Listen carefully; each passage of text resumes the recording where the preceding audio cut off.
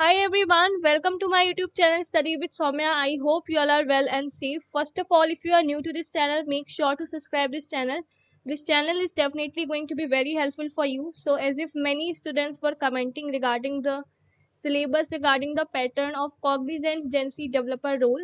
So in this video, we are going to discuss all the rounds that you are going to face for Cognizant Gen Z developer role. We'll be discussing about the preparation strategy. Also, we'll be solving some of the questions so that you can get some sort of idea. So make sure to watch the complete video. This video will be very helpful for you. But before this, make sure to subscribe the channel. Also turn on the bell icon so that you don't miss any update or opportunity from the channel itself. And be a part of our Telegram channel as well. The link for the Telegram channel is given in the description itself. So without any delay, let's start with the video now. So first of all, let's talk about your first round. So first round will be an aptitude round, as you can see right now on the screen. So that will be on the MCAT platform, right? It will be consisting of 4 sections. First one will be quant, then logical, code debugging, and essay writing question will be there. So in quant question, as you can see, quant will be consisting of 24 questions, and the time allotted for solving these questions will be 35 minutes. For logical, there will be 25 questions and the time allotted will be 35 minutes. The most important thing is that you have to balance the time and speed both during your exam. Also, there will be no sort of negative marking, but the test is going to be an adaptive test. What does it mean? If you are choosing a wrong answer, the next question will be an easy one. And if you are choosing right answer, then the next question will be a difficult one. So this is how it will work. This will be similar to that of Wipro. In Wipro is also having adaptive test. Similarly, here in case of Cognizant also this will be adaptive test, right? So there will be no negative marking, but the questions will be depending on your performance. So this is how it is going to be. So quant is there, logical is there. Code debugging is that there will be 7 questions where you have to write some code, you have to write some logic, you have to do some sort of improvement in the given code, you have to find out the errors, maybe syntax error or logical error. So this is how your 7 questions are going to be. They will be judging on your finding the errors in the code. They'll be judging you that whether you are able to find the errors in the code, whether you are able to write the code or not. As if you must be knowing that if you have given the MCAT exam, so this is how it is going to be. Next section will be essay writing, where one topic will be given to you and you have to write the essay for this one. So this is also going to be very important section. Here you will be judging on certain factors like is your grammar, first of all, the vocab used by you, and how you are presenting yourself, like is your essay should be started with first of all introduction, then some points related to the topic, and then the conclusion. So it will be around, you have to write 200 words related to the given topic. Talking about the difficulty level, so quant will be easy one, easy to moderate level only. Same thing for logical also.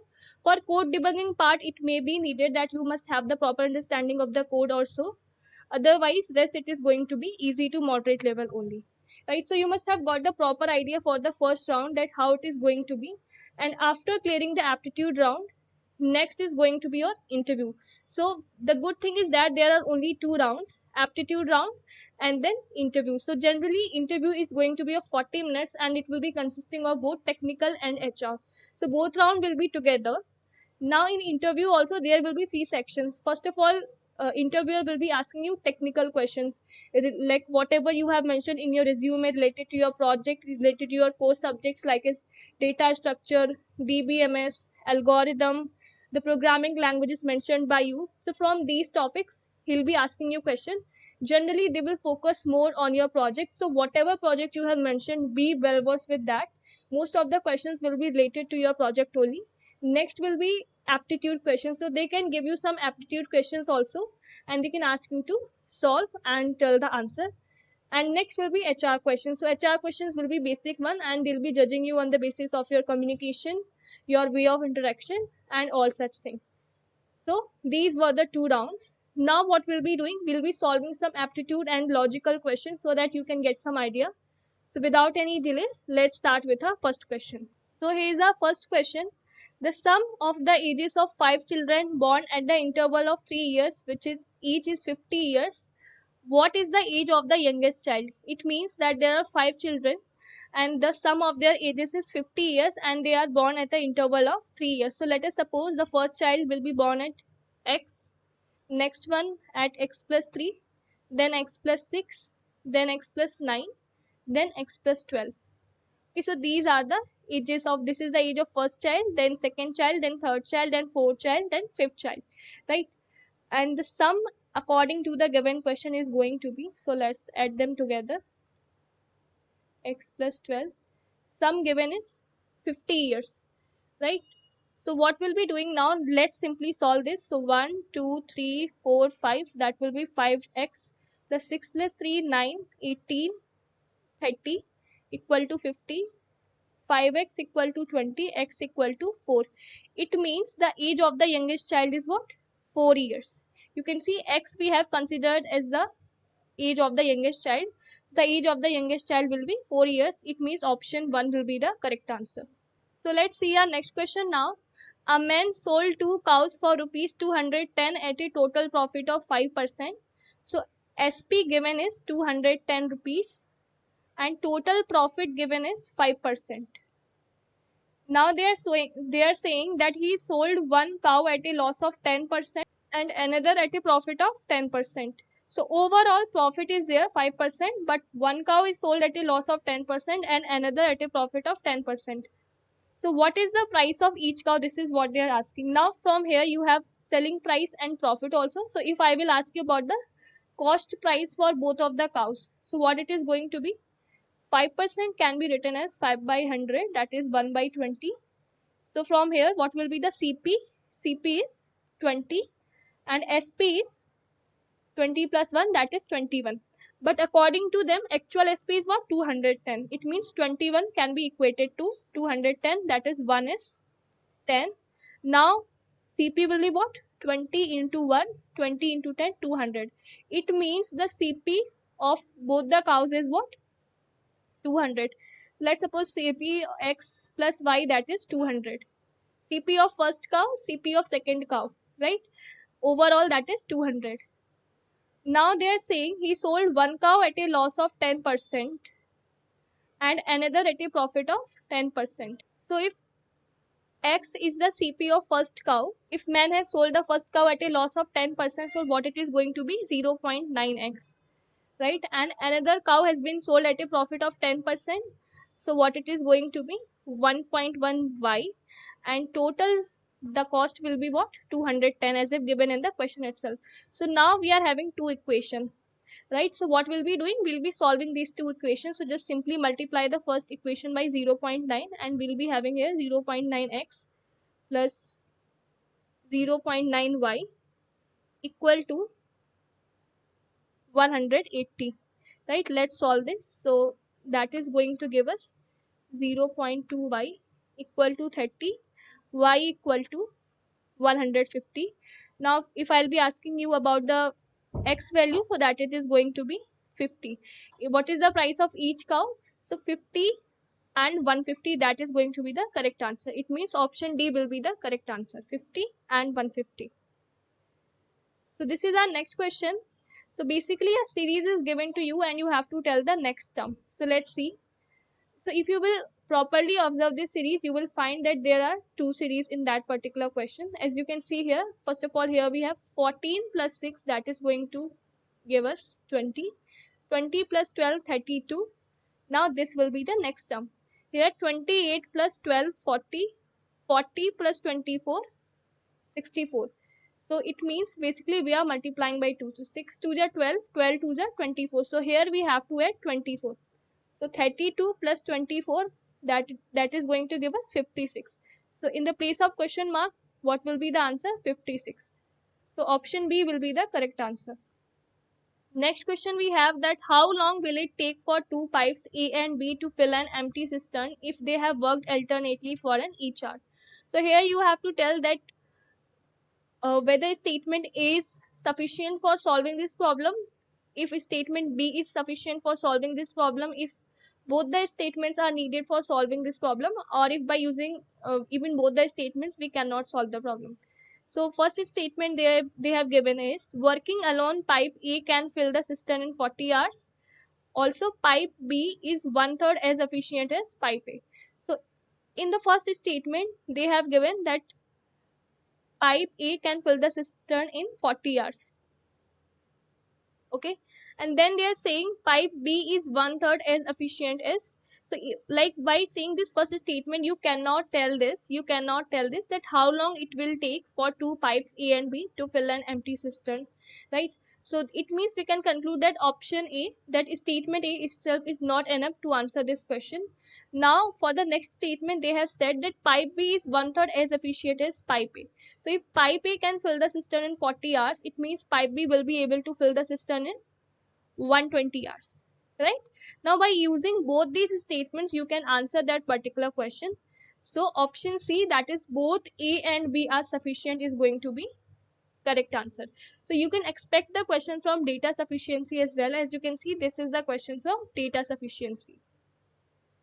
Next question is, how many kgs of wheat costing rupees 24 kg 24 per kg must be mixed with rupees 30 per kg of wheat costing rupees 18.40 per kg, so that 15% profit can be obtained by selling the mixture at rupees 23 per kg. Okay, so here what you can see, what it is given, that what we want 15% profit by selling the mixture at rupees 23 per kg. Now if I'll be asking you that what is the CP for that particular mixture, so profit is given to us as 15% and SP is given 23%, rupees 23, right? So 15% can be written as 15 by hundreds, 5 3s are 15. Okay, so CP will be what, 20, and SP will be what, 20 plus 3, that is 23. And also actual SP is also going to be 23 as if given. So that's why actual CP is also going to be 20. It means CP for 1 kg is what? CP for 1 kg is what? 20 rupees. Now by using the formula of weighted average, we'll be able to solve that particular question. So here we have, so we can make one kind of assumption. We can assume that the quantity of wheat that is costing rupees 24 per kg is what? X. Okay, so now let's solve this. So we have 24 into X plus 30 kg of wheat costing rupees 18.40 equal to the SCP given here for this particular mixture is what? 20, as we have just calculated. 20. Now here we have a mixture, so X plus 30, because this amount is unknown to us. This amount, that how many kg of wheat costing rupees 24 per kg, that is unknown, that we have supposed as X. So X plus 30 will be taking here, and if you will solve this, so let's solve this. 24X 30 into 18.40 is going to give us, so let's solve this. That is going to be 552 equal to 20X plus 600. Let's solve this further. 4X, that is going to be 48, X equal to 12. So 12 kg of wheat costing rupees 24 per kg should be mixed with 30 kgs of wheat costing rupees 18.40 per kg.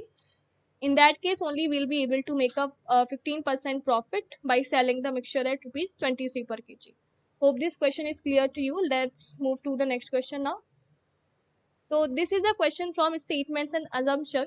The principal instructed all the teachers to be careful in class because some students may disturb other students. It means some students are notorious. Assumption is the teacher may handle the situation properly and they may restrict the naughty students. So if principal is giving some sort of instruction to the teachers, because so that teacher can handle the student, can handle the situation properly and they may restrict the naughty students. So yes, that assumption is what? Implicit. So yes, as like in that case what we can conclude, that assumption 1 is implicit. Next assumption is that the students will welcome the decision of the principal. See, so that is not making any sense, that if principal is giving the warning or a kind of instruction to the teachers, that why the students will welcome the decision of the principal. So that one is not implicit. So option A, that is only assumption 1 is implicit, will be the correct answer for this particular question. Let's move to our next question now. So this is a question from Syllogism. Which of the two conclusions can be concluded on the basis of given statements? all prisoners are men. So all prisoners are men, right? Next they are saying no man is educated. So this is educated. No man is educated. So there is a negative relation that no man is educated. Now all prisoners are uneducated. So you can see all prisoners are men, right? So जो effect इस पे पड़ेगा, this is the parent, वो child पे भी पड़ेगा, right? So it means that all prisoners are uneducated, as if man is, they have given the that no man is educated. So in that case, we can also refer that all prisoners are uneducated. So that one assumption is correct. Now some men are prisoners. Some men are prisoners. Yes, that can be a possibility as well. So conclusion second is also going to be correct, that some men are prisoners. See, when this conclusion is wrong, if they are saying that all men are prisoners, in that case this conclusion will be wrong. But here they are saying some men are prisoners. So yes, that conclusion will also be correct. So conclusion 1 and conclusion 2 both are correct, right? So this is it for this. I hope you have found this video useful and you were able to understand all the questions. Make sure to like this video and don't forget to subscribe this channel and also be a part of our Telegram channel. The link for the Telegram channel is given in the description itself. Thank you for watching these videos. Keep learning, keep preparing. Bye bye.